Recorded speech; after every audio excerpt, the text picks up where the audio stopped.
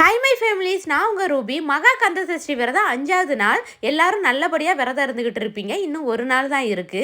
Last ஒரு நாள் சூரசம்காரம் அன்னைக்கு விரதம் இருக்கலாமா அப்படின்னு நிறைய பேர் கேட்டிருந்தீங்க. இவ்வளோ நாளாக என்னால் இருக்க முடியலை. லாஸ்ட் ஒரு நாள் நான் இருக்கணும்னு நினச்சா கண்டிப்பாக நாளைக்கு நீங்கள் இருக்கலாம். எப்போ மாதிரி முருகருக்கு பால் அபிஷேகம் பண்ணிட்டு நெய் வைத்தியம் வச்சு சாமி கும்பிட்டுட்டு உங்கள் விரதத்தை ஸ்டார்ட் பண்ணலாம்.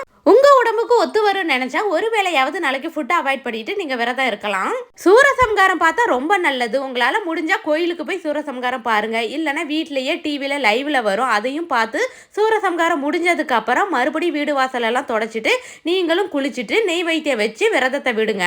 சூரசம்காரம் முடிஞ்சு நல்ல குளிர்ச்சியான நெய் வைத்தியம், தயிர் சாதம் இந்த மாதிரி எல்லாம் வச்சு சாமி கும்பிட்டா ரொம்பவும் நல்லது.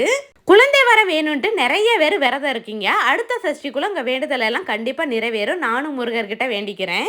2 டேஸாவே எனக்கும் பயங்கர ஃபீவர். இந்த மாதிரி சோதனை எல்லாம் வரதான் செய்யும். அதுக்காக நம்ம விரதத்தை விடக்கூடாது. இன்னும் 2 நாள் தான் இருக்கு அப்படின்னு சொல்லி நான் விரதத்தை கண்டினியூ பண்ணிக்கிட்டே வரேன்.